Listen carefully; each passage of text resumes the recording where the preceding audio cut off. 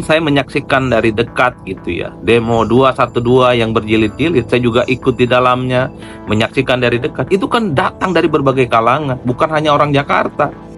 Hanya ingin memenjarakan Ahok sebagai orang yang dinilai menista agama saat itu, hanya ingin supaya Ahok itu tidak jadi gubernur dengan alasan Ahok itu anti-Islam, Ahok itu menista agama. Sementara pendukung Anies adalah mereka yang paling merasa Islam, paling dekat dengan umat Islam, paling memperjuangkan umat Islam. Tapi lihat hari ini, kedua sosok ini yang menjadi idola berkongsi dalam satu kepentingan politik.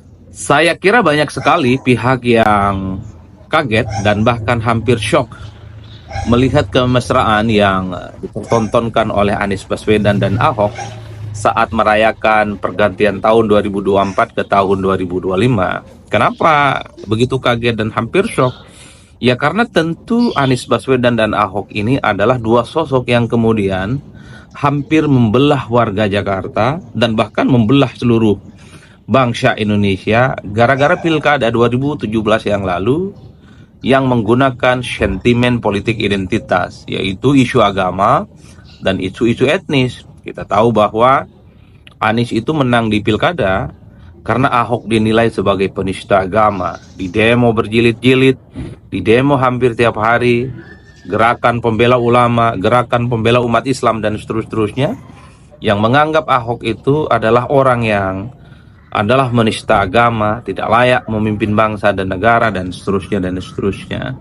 Orang-orang yang menolak Ahok sebagai calon gubernur di Jakarta saat itu adalah mereka yang terafiliasi sebagai pendukung Anies. Praktis setelah itu, publik sangat terbelah ya, melihat siapa yang penista agama dan siapa yang kemudian pembela ulama. Selain Ahok sering dituduh sebagai penista agama dan bahkan Ahok berurusan dengan hukum, Anies secara politik mendapatkan faedah elektoral saat itu karena mendapatkan simpati yang cukup luar biasa. Dan bahkan Anies disebut sebagai representasi dari kepentingan politik umat Islam, pembela ulama, dan seterusnya dan seterusnya. Jadi inilah yang kemudian membuat kenapa begitu banyak pihak kaget ya. Ketika melihat Anies dan Ahok, sangat mungkin mereka itu akan melakukan kerjasama ya di bulan depan katanya. Baik di pihak Anies ataupun di pihak Ahok sama-sama kaget dan bahkan sampai hari ini mereka tidak percaya dengan junjungan yang dipertontonkan oleh mereka gitu ya. Di pihak Ahok misalnya, mereka meratapi kenapa Ahok harus berkompromi dan berdamai dengan Anies Baswedan. Padahal pendukung Ahok ini adalah orang yang mungkin dulu sering dikafir-kafirkan, sering diintimidasi dengan ayat-ayat politik, diintimidasi dengan ayat-ayat agama sebagai orang yang dinilai tidak ramah dengan kelompok-kelompok Islam, dinilai imannya itu tipis, dinilai itu imannya dipertanyakan dan seterusnya dan seterusnya. Begitupun dengan pendukungnya Anies Baswedan. Sangat menyayangkan kenapa Anies Baswedan itu harus berkompromi dan menunjukkan kebersamaannya dengan Ahok. Karena bagi pendukung Anies, Ahok dan para pendukungnya adalah pihak-pihak yang sangat tidak ramah, adalah pihak-pihak yang mungkin ya tidak pantas untuk menempati posisi penting di Jakarta ini. Dan bahkan pendukung Ahok itu kan dianggap sebagai orang-orang yang selama ini memang cukup liberal ya, dan mereka itu kadar keimanannya cukup rendah. Jadi ini yang kemudian membuat kenapa belakangan ini sehari pasca pergantian tahun ini kemudian begitu banyak yang seakan-akan perasaannya itu teraduk-aduk ya. Tapi saya selalu mengatakan, khotbah saya di berbagai tempat, di forum-forum diskusi terbuka, di forum-forum akademik, kemudian di diskusi-diskusi di TV, di media, saya selalu mengatakan, mengenai politik itu biasa-biasa saja. Politik itu bukan perang agama, politik itu bukan perang identitas, politik itu bukan perang etnis, politik itu bukan perang antar suku, politik itu ya sederhana yang kita pahami, hanya untuk mendapatkan kekuasaan. Kenapa orang-orang itu begitu ribut persoalan politik? Karena yang mereka rebutkan adalah kekuasaan. Mereka ribut itu karena ingin jadi gubernur, ingin jadi bupati, ingin jadi wali kota, dan ingin jadi presiden. Nggak ada ceritanya mereka itu ribut dalam politik misalnya untuk membela kepentingan agama. Misalnya mereka ribut-ribut itu adalah untuk meningkatkan kadar keimanan dan ketakwaannya. Nggak ada cerita. Dan bahkan saya selalu mengatakan, salah ceritanya kalau kita semua menganggap berpolitik itu bagian dari masuk surga. Salah ceritanya kalau kita berpolitik itu adalah untuk meningkatkan kadar keimanan kita. Salah betul. Berpolitik itu sesederhana yang kita pahami adalah untuk mendapatkan kekuasaan. How to get the power. Disitulah kemudian orang-orang yang bertanding itu berkelahi. Mereka menggunakan segala instrumen apapun untuk memenangkan pertarungan. Pakai ayat, pakai mayat, pakai ayat-ayat yang kemudian untuk mendiskreditkan kelompok tertentu dan seterusnya dan seterusnya. Kalau kita semua ingin meningkatkan kadar keimanan, meningkatkan kadar kesolehan kita, nggak perlu berpolitik. Ngaji tiap hari, ibadah tiap hari, sodako tiap hari, baca yasin, baca tahlil, dan seterusnya dan seterusnya. Kaget kan ketika Ahok dan Anies kemudian mempertontonkan kemesraan dan mereka katanya bulan depan akan memberikan kejutan kepada kita semua, khususnya orang-orang Jakarta. Kejutannya mungkin akan kerjasama. Halo teman-teman, selamat datang lagi di channel ini. Salam inspirasi, salam NKRI, harga mati.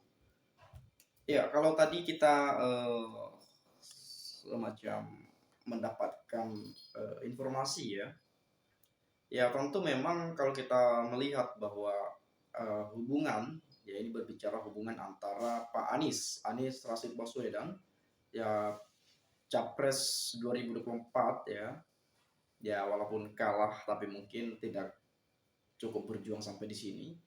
Nah, lalu kemudian dengan Pak Ahok mantan gubernur DKI Jakarta, dan berbagai gagasan, pekerjaan-pekerjaan yang sudah dilakukan selama menjabat sebagai gubernur di Jakarta, mungkin teman-teman tidak asing lagi dengan sosok yang satu ini.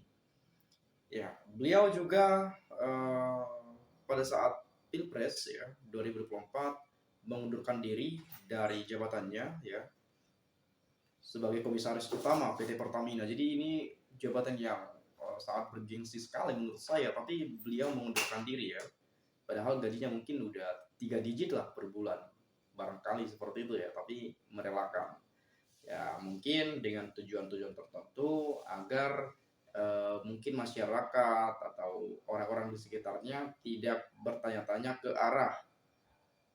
kemana arah politik Pak Ahok tertuju. Nah, kurang lebih seperti itu di kontestasi Pilpres 2024 kemarin. Nah, tadi dengan judul yang saya lihat Ahok atau Anies dan Ahok bersatu untuk melawan Jokowi. Nah, ini dengan tanda tanya gitu. Nah, tentu kita melihat secara masa lalu Pak Ahok juga pernah menyebutkan nggak ada hubungan Ahok dengan Anies gitu. Jadi istilahnya memang pada saat 2017 lalu Pak Ahok beberapa tahun masuk penjara karena diduga penistaan agama, apalagi Pak Ahok ketika berkontestasi melawan Anies Baswedan Cagup di Jakarta 2017 lalu, bagaimana Pak Ahok mengucapkan selamat berterima kasih atau mengucapkan selamat atas kemenangan yang diperoleh oleh Anies Baswedan pada saat itu. Lalu kemudian ada mungkin satu hal atau penyampaian dari Pak Anies yang mungkin dirasa Pak Ahok ini sangat tidak negarawan atau bisa memecah belah bangsa. Ini pidato Pak Anies atau ucapan yang saya ingat ini sudah lama sekali, sudah kembali pada pribumi, kurang lebih seperti itulah Jadi bagi Pak Ahok mungkin itu sangat tidak negarawan karena bisa memecah belah bangsa, kurang lebih seperti itu.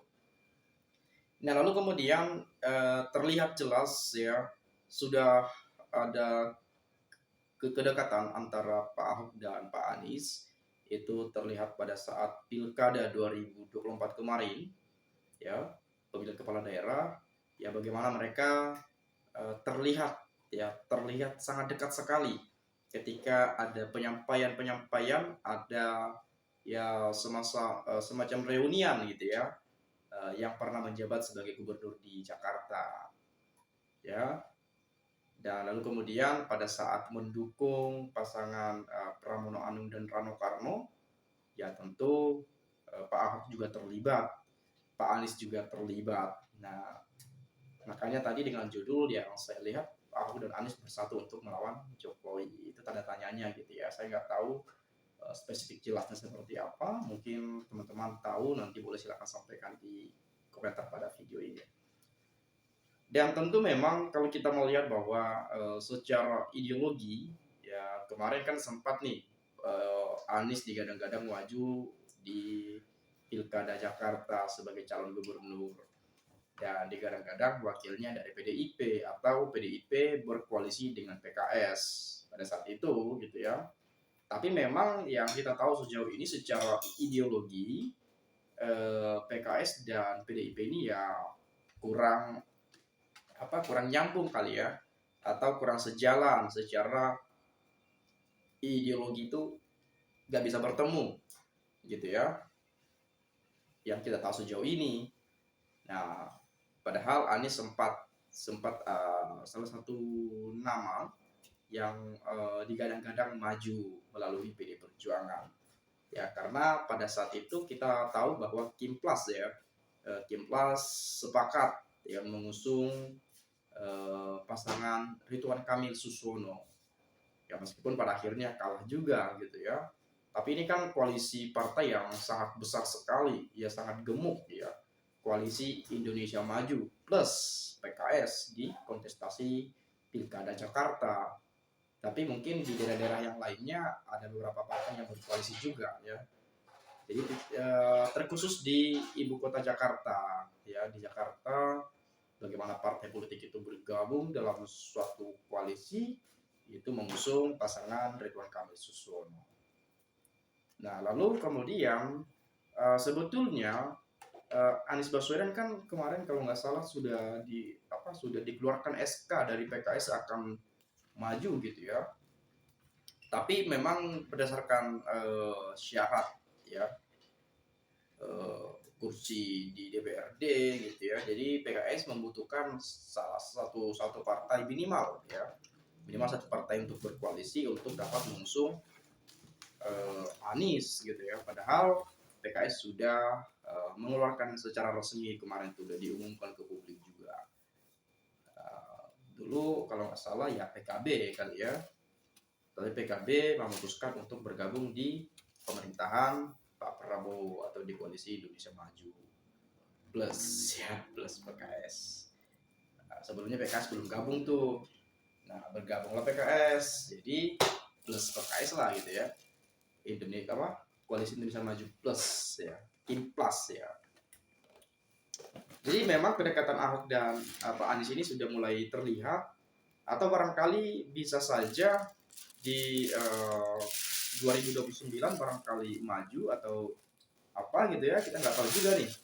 Barangkali ada persiapan-persiapan yang mungkin punya peluang untuk maju bersama di kontestasi 2029, kan bisa saja terjadi tuh. Barangkali maju di Pilpres ya, bisa saja. Karena berdasarkan threshold 20% itu kan sudah dihapus tuh oleh MK.